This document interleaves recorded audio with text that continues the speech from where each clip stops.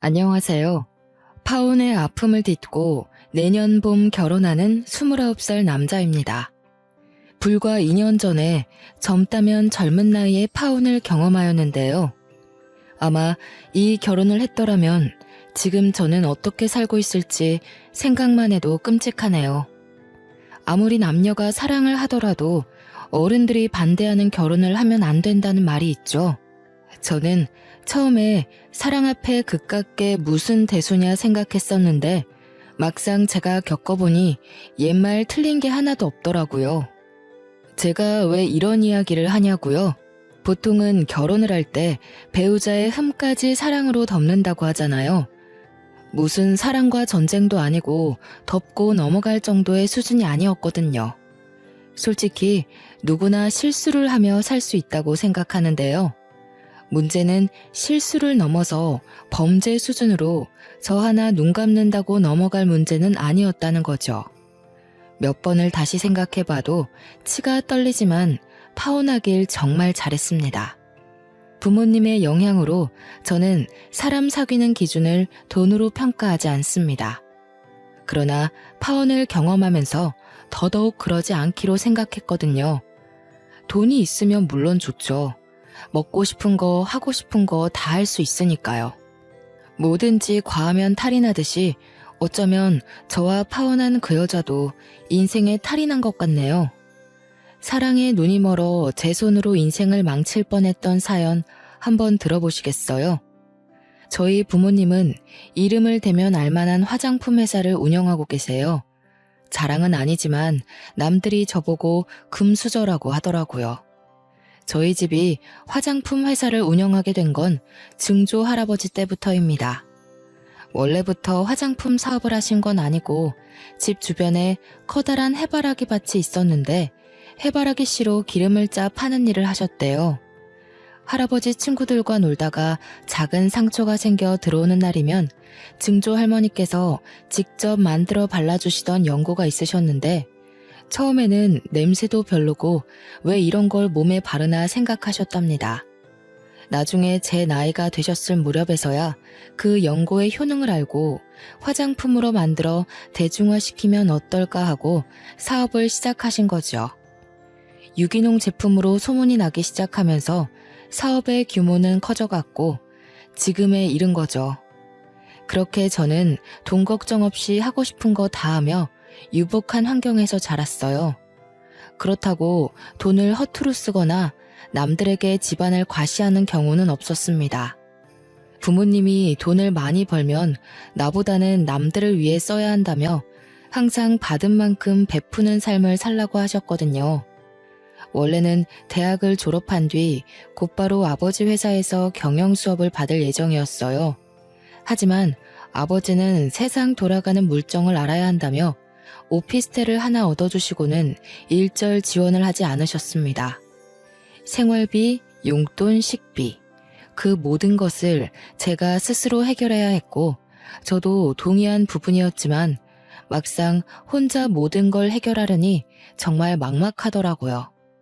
매번 어머니나 이모님이 해주시던 밥만 먹다가 제가 스스로 요리도 해보고요. 말 그대로 맨땅에 헤딩이었습니다. 그래도 다행인 건 용돈을 차곡차곡 모아둔 덕에 당장 생활할 돈은 있었죠. 제가 취업한 회사는 A그룹 계열사로 마케팅이나 기업체 홍보를 도와주는 업체였는데요. 저는 홍보팀에서 업무를 담당하게 되었습니다. 입사한 지 한 달 정도가 되었을 무렵 입사 동기들과 술자리를 가졌어요. 회사에 적응을 했냐, 일은 어떻냐 등 이런저런 이야기를 하며 술 한 잔을 기울였죠. 그러다 각자 연애에 대해 말을 하게 되었죠. 별 관심이 없던 터라 듣는 둥 마는 둥 하며 안주를 먹고 있는데 동기 녀석 중 하나가 저에게 연애해 볼 생각 없냐고 묻는 거 아니겠습니까? 아직 자리 잡기 전이고 누굴 만날 여력이 되지 않았기에 지금 당장은 생각이 없다고 했죠. 사실 연애를 하는 데 있어서 쓰라린 아픔이 여럿 있었죠. 첫사랑도 대학을 다니며 만나던 여자친구들도 저는 제가 차본 적이 없거든요. 실제로 사귀면서 나중에 제 배경을 알고는 부담스럽다며 이별을 고했던 터라 남들처럼 평범한 연애는 하기 어려웠어요. 좋게 헤어졌던 적이 없거든요. 윤성아, 우리도 이제 어엿한 사회인인데 연애도 하고 슬슬 결혼도 해야지. 번듯한 직장에 생긴 것도 이 정도면 준수하지. 어디 모자란 데가 있냐? 동훈아, 너도 잘 알잖아. 내가 겁나서 연애하겠냐? 만났다 쳐.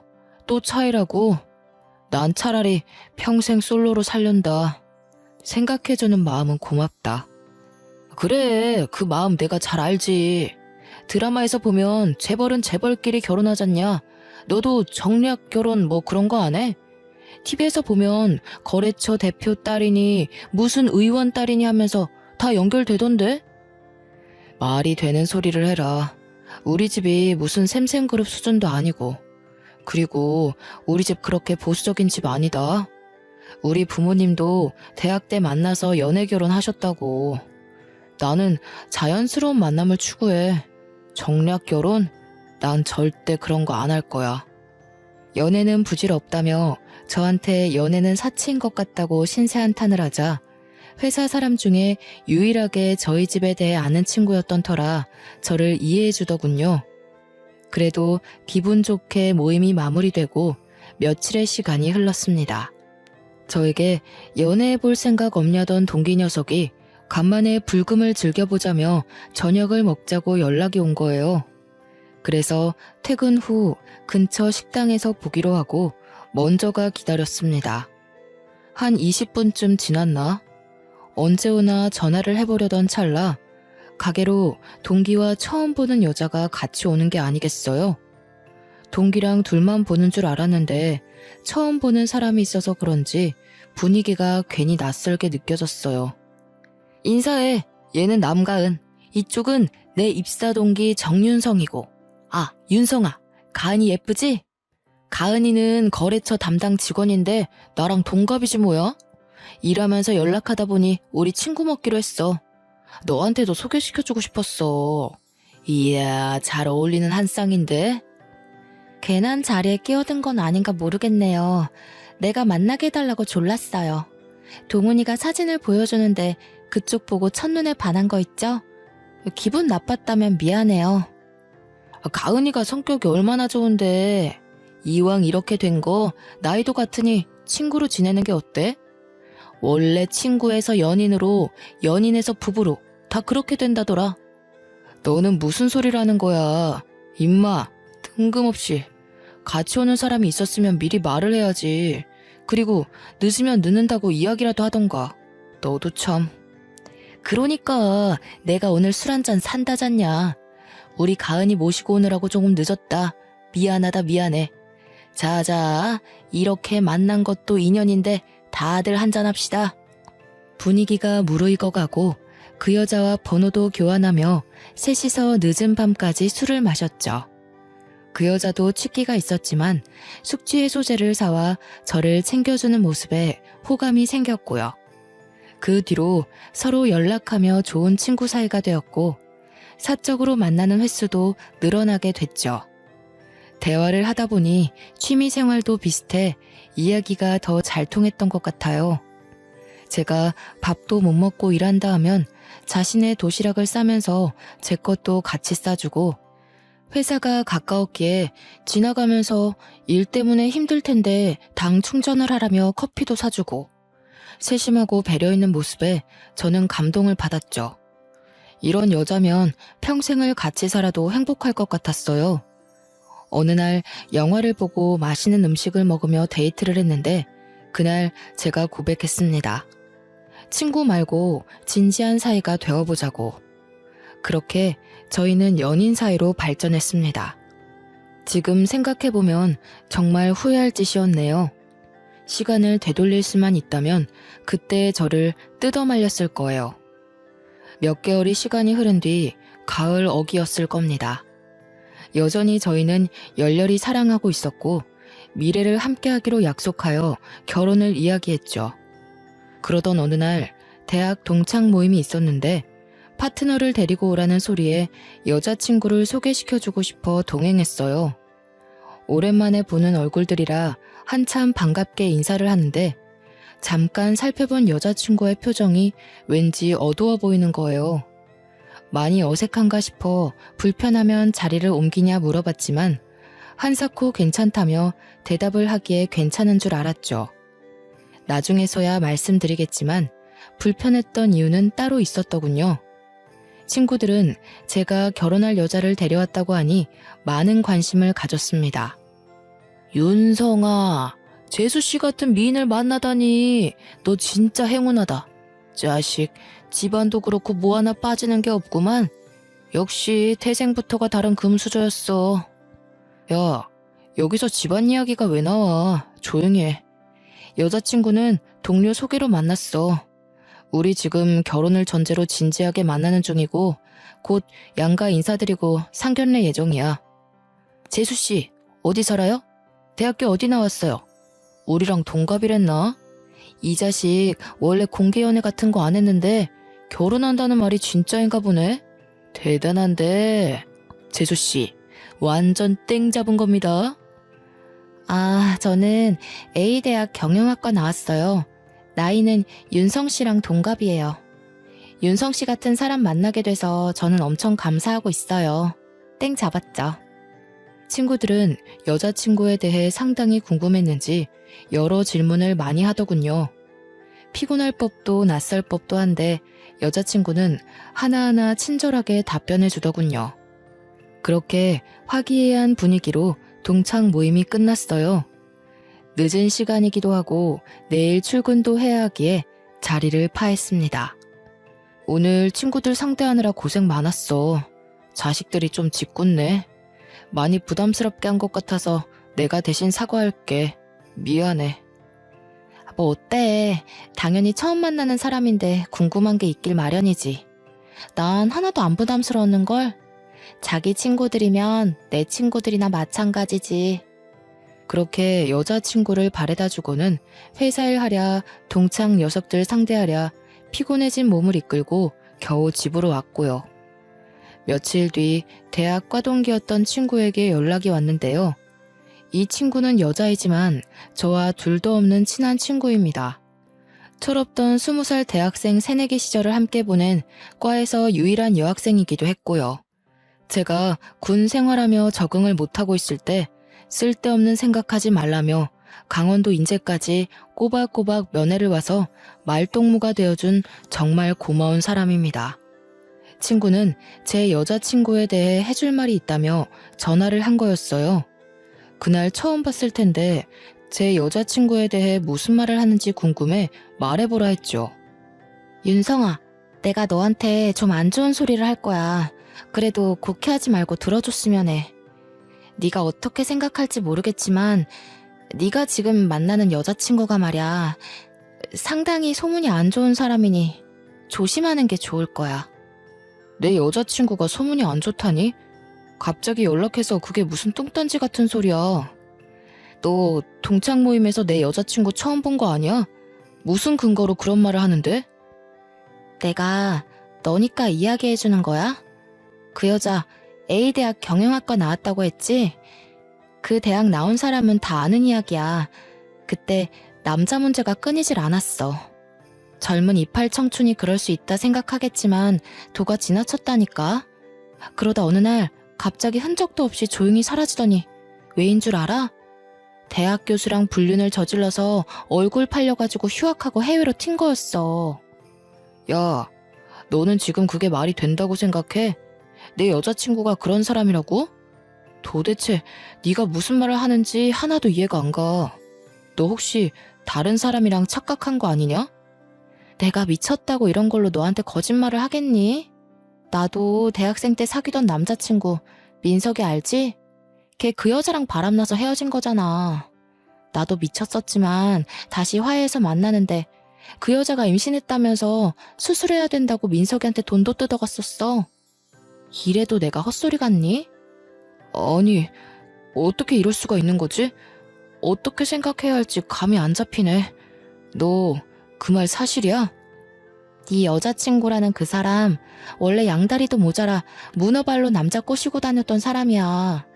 혹시 모르니 너도 조심하는 게 좋을 거야. 그러다 정말 코 깨인다. 솔직히 처음에는 긴가민가 했거든. 얼굴이랑 이름이 달라서. 근데 어디서 많이 본 게 영 낯이 익어서 수소문 좀 해봤지. 알고 보니 외국으로 쫓겨나면서 성형을 좀 했나 보더라고. 개명도 했더라. 그래서 내가 선뜻 알아보지 못했던 거고. 믿는 건 네 자유야. 무슨 얼토당토 않는 이야기야. 너는 결혼할 여자 뒷얘기 들으면 퍽이나 기분 좋겠다. 생각 좀 하고 얘기해 제발. 그러다 그 당사자가 내 여자친구가 아니면 너 고소 먹어도 할 말 없는 거야. 신고를 하던 말던 나는 사실만 이야기해주는 거야. 믿던 안 믿던 그것도 네 자유고.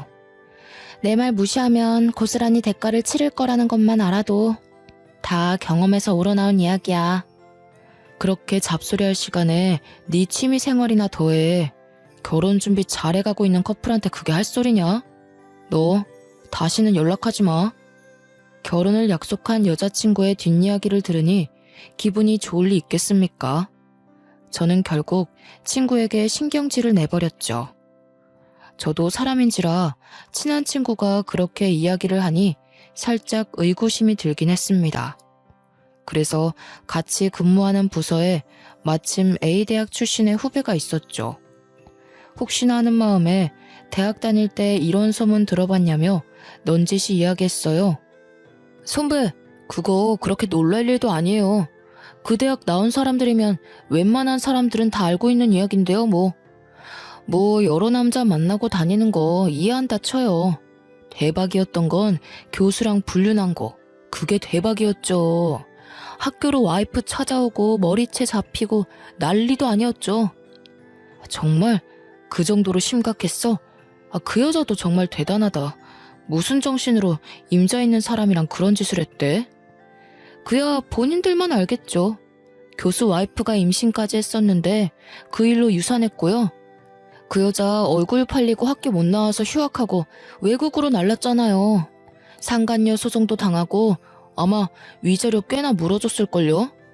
성형했다는 소문도 있고 아직도 그 교수랑 만난다는 얘기도 있고.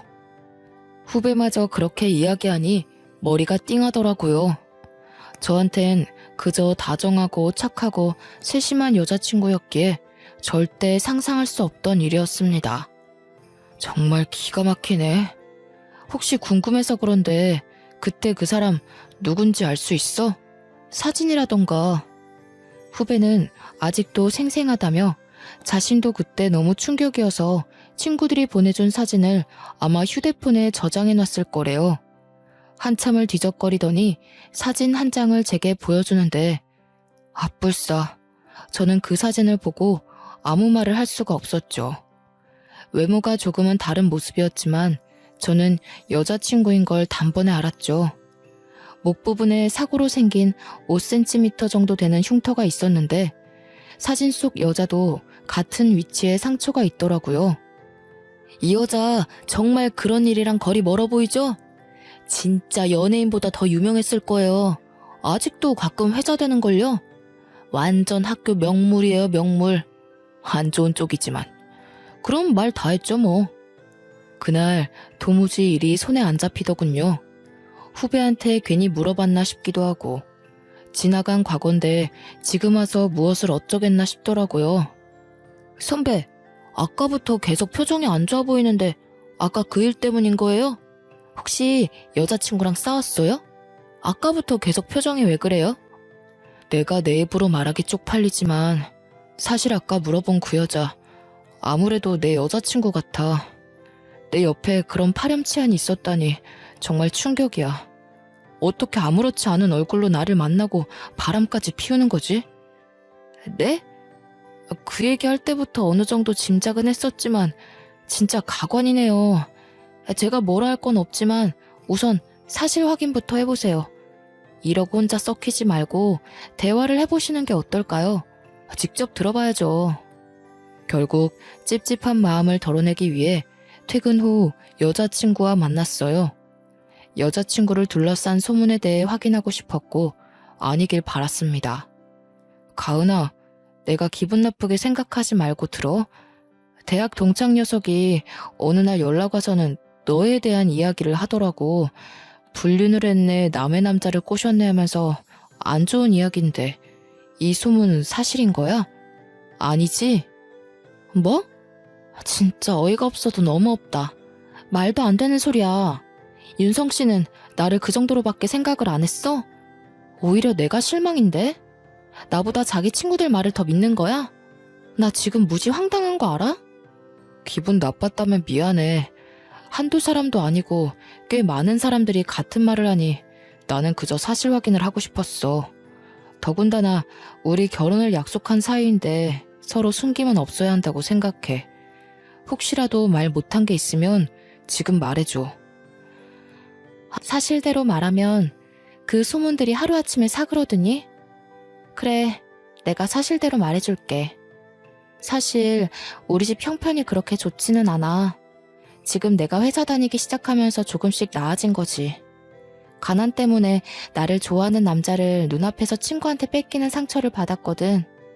그렇게 중학교 시절에 트라우마가 생겼고 잘난 남자를 만나는 사람을 보면 그때 일이 생각나서 괜히 복수해주고 싶더라고. 그래서 그랬어. 나는 그게 조금 이해 안 되는데. 그 시절 트라우마가 얼마나 심했으면 그게 지금까지 이어지는 건데. 내가 이해를 못하는 것일 수도 있지만 자기가 조금 이상하다는 생각 안 들어? 그래, 나도 내가 이상한 거 알아. 근데 결단코 그 이후로 누굴 만나거나 그런 적 없어. 그리고 대학 교수도 유부남인 거 몰랐어. 그건 정말이야.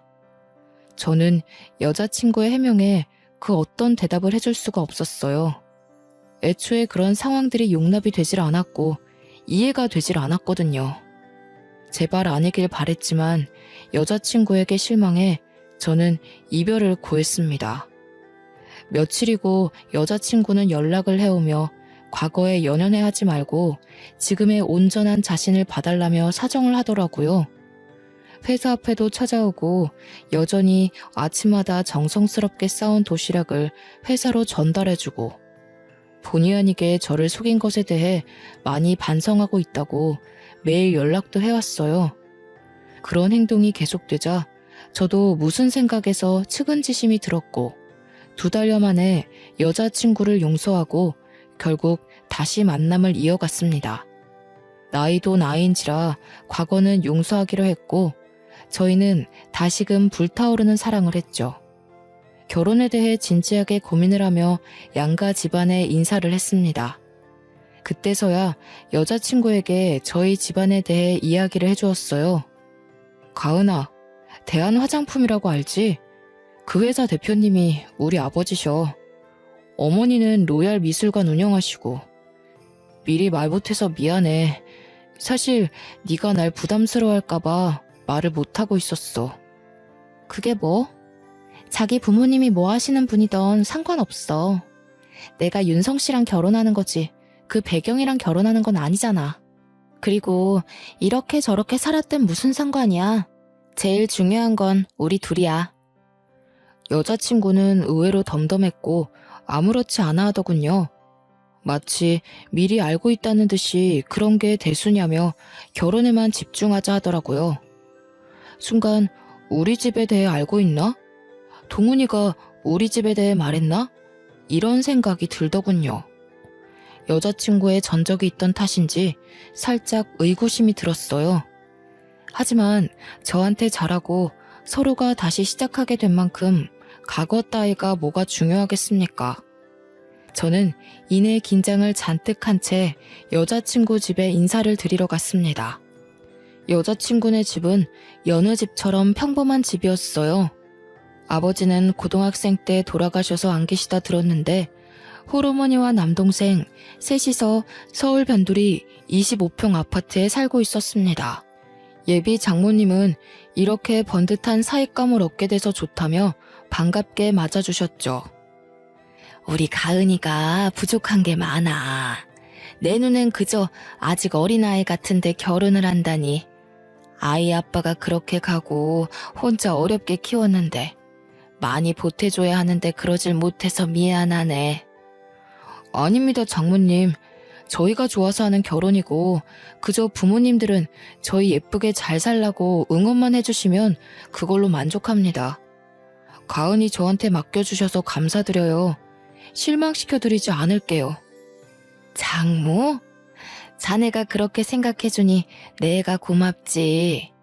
여긴 내 집이다, 우리 엄마다 생각하고 편하게 대해줘. 아이고, 듬직해라. 그렇게 상견례 날까지 무사히 진행되었고 결혼 준비로 바쁜 나날을 보내게 되었습니다. 결혼을 2달여 정도 남긴 시점이었을까요? 저희는 모처럼 정신없던 일상에 휴식기를 갖고자 제주도로 여행을 가기로 했어요. 유부녀 유부남이 되기 전 마지막 여행 겸 저희만의 기념을 하고 싶었습니다. 저는 여자친구에게 제주도 여행을 제안했죠. 4박 5일간의 빡빡한 일정 속에 시간 가는 줄도 모르고 좋은 시간을 보냈습니다. 여행 마지막 날 밤 쇼핑도 하며 하루 종일 돌아다닌 탓인지 피곤한 몸을 이끌고 일찍 잠자리에 들어 단잠에 빠져 있었어요. 목이 말라 물을 마시려 새벽에 눈을 떴는데 옆에 있어야 할 여자친구가 없는 겁니다. 화장실이라도 갔나 싶어 거실로 나오니 베란다에서 통화를 하고 있는 게 아니겠어요? 그 새벽에 하하호호 웃으며 통화를 하기에 무슨 이야기를 하나 싶어 가만히 듣고 있었는데 과관이더라고요. 내가 과거까지 들켜가면서 눈물바람으로 겨우 붙잡았다니까? 동창회 갔는데 날 알아보는 사람이 있더라고. 뜨끔했는데 뭐 어떡해. 아무렇지 않은 척하느라 죽는 줄 알았어. 사람들은 나보고 못됐다고 하지만 이게 다 먹고 살려고 하는 거 아니겠어? 내가 외국으로 나가서 성형수술까지 하면서 어떻게 한 신분 세탁인데. 그래도 이렇게 돈 많은 집안인 줄은 몰랐네. 완전 땡큐지. 그래, 얼굴이랑 이름까지 바꿨으면 됐지. 여기서 뭘 더해? 나 서울 올라가면 그때 봤던 호텔에서 좋은 밤 보내자고. 사랑해. 누군가와 이런 대화를 하고 있는 겁니다. 신분 세탁, 성형수술, 과거가 있다고? 이런 내용이 딱 봐도 결혼을 앞둔 여자가 통화할 내용은 아니잖아요. 저는 우선 자는 척을 하며 여자친구가 잠이 들 때까지 기다렸습니다. 1시간 정도가 지났을까 여자친구가 깊은 잠에 빠져들고 저는 이때다 싶어 휴대폰을 봤어요. 통화 기록, 사진첩, 메시지를 전부 살펴봤는데 알고 보니 내 사랑 하트로 저장된 사람과 무수한 연락을 주고받았더라고요. 서로 사랑을 하니 보고 싶니 등 서로 죽고 못 사는 연인 사이의 대화였죠. 그것들을 보다가 더 기가 막힌 사실을 알았는데 뭐였는지 아세요? 바람을 피운 상대가 처음 여자친구를 소개시켜줬던 회사 동기였던 겁니다. 믿는 도끼에 발등 찍힌다는 말이 있죠. 알고 보니 동기랑 3년 넘게 동거 상태였고 저랑은 사기 결혼해서 우리 집 돈을 빼먹으려고 수쓴 거였어요.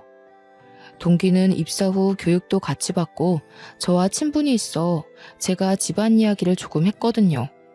아무래도 그게 화근이었던 것 같았죠. 동기와 짜고 저에게 계획적으로 접근했다는 사실에 분노가 치밀어 올랐습니다.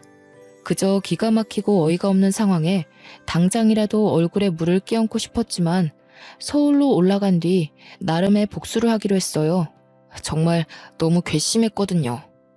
엄마, 아버지, 저 드릴 말씀이 있어요. 제가 진지하게 생각해봤는데 결혼은 아직 때가 아닌 것 같아요. 이 결혼은 없던 일로 할게요. 윤성아, 그게 무슨 소리냐? 상견례까지 마치고 날까지 다 잡아놨는데 새아가랑 무슨 일이라도 있는 게야? 싸운 거야? 그게 아니라요. 제가 제 입으로 말하기 부끄럽지만 가은이 오래전부터 동거하고 만나던 남자가 있더라고요. 저한테 아무래도 계획적으로 접근한 것 같아요. 이거 보세요. 아버지께 여자친구의 일을 사실대로 말씀드리며 제 휴대폰에 저장해놓은 사진과 녹음 파일, 동영상을 모두 보여드렸죠. 아니 이게 진짜 사실이란 말이냐? 여태껏 너를, 아니 우리를 가지고 놀았단 말이냐? 세상에 이런 괘씸한 일이 있나? 이런 것들은 사회에서 갱생할 수 없게 만들어야 해.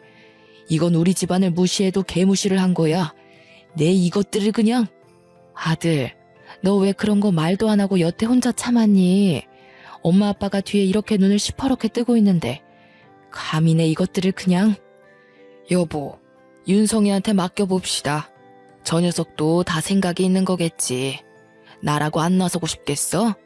내 당장 윤 변호사 시켜서 그것들을 감옥에 쳐넣어도 모자라지만 윤성이가 알아서 잘 해결할 테니 일단 두고 봅시다. 그래, 앞으로 어떻게 할 생각이냐? 이번 일로 인생의 쓴맛을 알았어요. 그런 여자를 믿은 제가 바보였죠. 길지는 않지만 어느 정도 사회생활을 해봤으니 아버지 회사에서 배우고 싶어요. 듣던 중 반가운 소리구나. 아직 약속한 시간이 남긴 했다만 상황도 상황이니만큼 그렇게 하도록 해. 내가 김 대표에게 연락해둘 테니 알아서 처리하고 다음 주부터 회사로 나와. 저는 다니던 회사에 사직서를 제출하는 것과 동시에 사내 게시판에 바람을 피운 동기를 저격하는 글을 올렸어요. 물론 제가 가지고 있던 모든 증거 자료까지요. 제 아내의 내연남을 고발하고자 합니다. 회사에서 함께 일하는 동료가 저와 결혼 예정 중인 예비 아내와 바람을 피고 있습니다. 내연남은 마케팅 2팀의 대리이며 이미 제 예비 아내와 만나서 여러 번 깊은 관계를 가졌음에도 입사 동기였던 저에게 의도적으로 소개해 주었으며 심지어 결혼을 얼른 하라고 부추겼습니다. 저는 뒤늦게 둘의 더러운 관계를 알게 되었고 여러분들에게 마케팅 2팀에 소속된 내연남의 이중적인 모습을 보여주어 더 이상 다른 분들은 피해 없길 바라는 선의에서 이 글을 게시합니다. 야, 정윤성! 사내 게시판에 글 올린 거 너 맞지? 너 당장 이 글 내리지 못해? 내가 명예훼손으로 고소해서 콩밥 먹이기 전에? 정신이 어떻게 된 거 아니야? 너 미쳤어? 미쳤냐니? 너야말로 미친 거겠지. 어떻게 작정하고 그런 짓을 하냐? 네가 그러고도 사람이야? 고소? 하고 싶으면 얼마든지 해봐. 게시판에 저격글 올린 게 비열한 방법이지 않느냐고요? 그러면 그들과 똑같은 사람 되는 거 아니냐고요? 작정하고 사기치려 달려드는 사람들도 있는데요. 저라고 못할 거 없지 않습니까? 물론 여자친구 회사 익명 게시판에도 글을 올렸죠. 반나절도 지나지 않아 제 휴대폰은 불이 나기 시작했고 여자친구, 동기, 회사 동료들까지 저는 모든 연락을 차단했어요. 여자친구가 매일같이 오피스텔로 찾아와 자신이 잘못했다며 용서를 빌더라고요. 저는 곧바로 짐을 모조리 싸들고 부모님 집으로 합가했습니다. 윤성씨, 왜 이렇게 연락이 안 돼? 지금 자기가 무슨 오해를 하고 있는 것 같은데 내가 다 설명할게. 나랑 이야기 좀 하자. 5분만 시간 내줘. 내가 말했지. 너랑 동훈이는 상대할 가치도 없어. 이렇게 이야기해주는 것도 마지막이야. 아무리 매달려봤자 니들이 치른 죗값 달게 받을 준비해.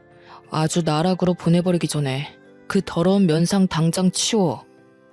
저는 눈 하나 깜빡하지 않고 조용히 넘어가는 것만으로도 감사하라며 보안 요원들을 시켜 여자친구를 오피스텔 밖으로 쫓아버렸습니다. 얼마 뒤 모르는 번호로 연락이 오더라고요. 익숙한 번호였습니다. 바로 예비 장모님이었죠. 내가 자네한테 뭐라 할 말이 없네. 내가 자식을 잘못 키운 탓이야. 자네같이 번듯한 사람을 두고 어떻게 그런 짓을 할 수가 있는지 나도 이해가 안 되네. 지금 가은이가 집에 안 들어온 지 한 달 정도 됐는데 자네가 나를 봐서라도 한 번만 용서해 줄 수 없겠나? 내가 대신 사과하겠네. 어머님, 죄송하지만 저는 그럴 수 없을 것 같습니다. 막말로 반대로 생각해서 가은이가 저 같은 상황에 처했다면 어머님은 가만히 계셨을 건가요? 저희 부모님 말리느라 저 죽는 줄 알았습니다. 이해하시리라 믿고 전화 끊겠습니다. 후배가 전화로 여자친구와 동기는 회사에서 잘렸다는 소식을 전해왔습니다.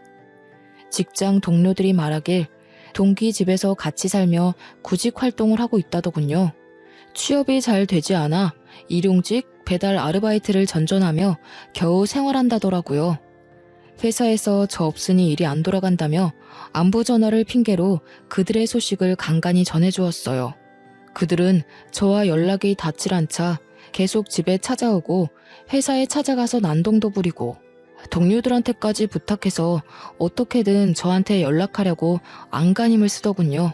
선배, 동훈 대리님 피해 다니느라 아주 그냥 죽을 맛이에요. 어찌나 끈질긴지. 사내 게시판에 동훈 대리님 저격글 올린 거 선배 맞죠? 그것 때문에 회사에서 난리도 아니었어요. 그 여자 찾아와서 선배 어딨냐고 소리 지르고 난리도 아니었다니깐요. 회사에까지 찾아와 난동을 부렸다는 말에 그대로 두면 안 될 것 같아 여자친구에게 이야기 좀 하자며 연락했어요. 둘이 같이 있었는지, 아니 그 동기가 전화를 받더라고요. 난데 마지막으로 말할 기회 줄 테니까 할 말 있으면 지금 다 해. 왜 엄한 회사에 가서 난동을 부려? 아직도 정신 못 차렸구나. 야, 정윤성. 너 지금 뭘 잘했다고 잠수 타고 난리야. 너 또라이 아니야? 그거 엄연한 명예훼손인 거 몰라? 어떻게 그럴 수가 있냐? 있는 집 자식이면 그렇게 나대도 되는 거야? 내가 너 때문에 회사도 잘리고 인생이 엉망진창인데 너 내가 고소해버릴 거야. 할 말이 그게 다야. 너도 가은이랑 똑같아. 하긴 끼리끼리 만난다더니 빚 좋은 개살구지 뭐. 야, 서로 좀 도움이 되는 사람끼리 만나라. 가만 보니 너도 눈이 엄청났구나. 마지막으로 말하는데 한 번 더 회사로 찾아가서 난동 부리면 각오하는 게 좋을 거야. 난 더 이상 할 말 없는데 할 말 다 했으면 끊는다.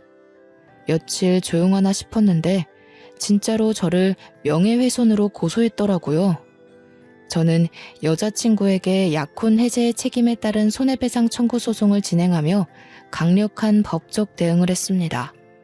그들이 어떻게 나올 거다라는 걸 어느 정도 예상을 했던 터라 준비부터 소송까지는 수월했거든요.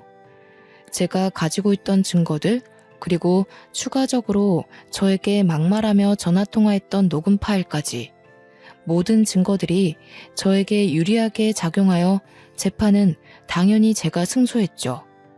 그들은 저에게 5천만 원이라는 배상금을 지불하라는 판결을 받았습니다. 자신들은 돈이 없다며 취직도 못하고 있다며 한 번만 봐달라고 눈물과 콧물을 쏟으며 손과 발이 닳도록 싹싹 빌더라고요. 하지만 이제 와서 빌면 뭐합니까? 이미 엎질러진 물이고 돌이킬 수 없는 강을 건넜는데 말이죠. 뒤도 안 돌아보고 재판장을 나가려고 하자 제 바지가랑이를 잡고 늘어졌습니다. 윤성씨, 내가 정말 잘못했어. 한 번만 봐줘. 선처해줄 수 없겠어? 우리가 무슨 돈이 있어서 그래. 어떻게 하면 용서해줄래? 하라는 대로 다 할게. 정말 죽을 죄를 지었어. 예, 아가. 아니, 김가은 양. 내가 아무 말 안 하고 넘어가려 했지만 이 말은 해야겠어. 감히 니까짓 게 우리 아들을 넘봐? 하도 우리 아들이 좋다니까 그냥 결혼시키려 했어. 근데 그랬으면 천추의 한이 될 뻔했네. 긴 말 필요 없고 잘못을 했으면 벌을 받아야 하는 게 마땅한 거야. 어디서 뻔뻔하게 용서를 구해? 엄마, 괜히 힘 빼실 필요 없어요. 본인들 잘못은 본인들이 제일 잘 알겠죠. 더 이상 상대할 가치도 없으니 집에 가서 이모님한테 맛있는 거나 해달라고 해요. 윤성아, 내가 정말 잘못했다. 나를 때려 죽여도 좋아. 제발 선처해줄 수 없을까? 내가 무슨 염치로 너에게 용서를 바라겠냐만 우리가 무슨 돈이 있냐. 회사에서 잘린 탓에 퇴직금은커녕 오히려 빚만 생겼어. 이렇게 부탁할게. 제발. 결국 그들은 배상금을 지불하지 않는 대신 저희 회사에서 미화 직원으로 일을 하기로 했습니다. 자신들이 용서받을 수 있고 돈을 벌 수 있는 일이라면 무슨 일이든지 하겠다고요. 아침에 출근할 때마다 청소를 하고 있는 모습을 보고 있노라면 고소해 죽겠습니다. 저는 아버지 회사에서 일반 사원으로 근무하고 1년 정도 후에 본격적으로 경영 수업을 받으며 본부장 직책으로 승진했습니다.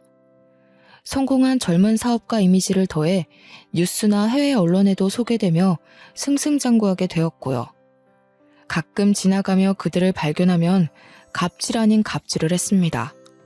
주변에 시선도 있고 그러면 안 되는 걸 잘 알지만 너무 통쾌한걸요. 여기 복도가 왜 이렇게 더럽습니까? 보안요원, 여기 청소를 도대체 누가 하는 건가요? 이런 거 제 위치에 해놔야 미연의 사고로 방지할 수 있는 겁니다. 여기 책임자 누굽니까? 아까 미화부 직원들이 청소를 한다 했는데 알아보겠습니다. 윤성아, 아니 본부장님, 제가 잠시 정신을 팔았네요. 다시 하겠습니다. 정말 죄송합니다. 잘리기 싫으면 똑바로 하란 말이야. 화장실도 이동훈 씨 책임구역이죠? 요즘 거기 냄새 많이 난다고 사람들이 직접 방향제를 뿌립니다. 얼마나 청소를 안 했으면 직원들이 그럽니까? 화장실 청소 하나도 못해요? 미아팀 직원 관리랑 교육을 도대체 어떻게 하는 거야? 아이고, 본부장님 죄송합니다.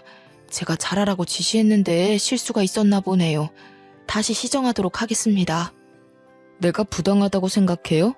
일하는 만큼 월급 드리지 않습니까? 각자 역할이라는 게 있는 겁니다. 매뉴얼도 있고 하는 방법도 나와 있는데 청소 하나 하는 게 그렇게 어렵습니까?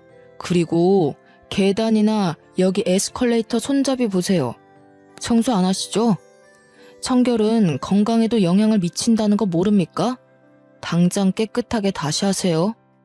본부장 직책을 맡고서는 정말 바쁜 나날을 보냈습니다. 아버지께서 과제 명목으로 주시는 크고 작은 프로젝트를 여러 개 성사시키기도 했죠. 덕분에 경영 수업을 받는 후계자로서 회사의 입지 또한 많이 좋아졌어요. 툭하면 출장에 야근에 많이 피곤했지만요. 열심히 서포터해주는 팀원들과 협동해서 늘 좋은 성과를 냈어요. 그 중에 가장 팀워크가 좋았던 건 유 팀장이었습니다. 유 팀장이 누구냐고요? 직장에서 같이 근무했던 제 후배 기억하시나요?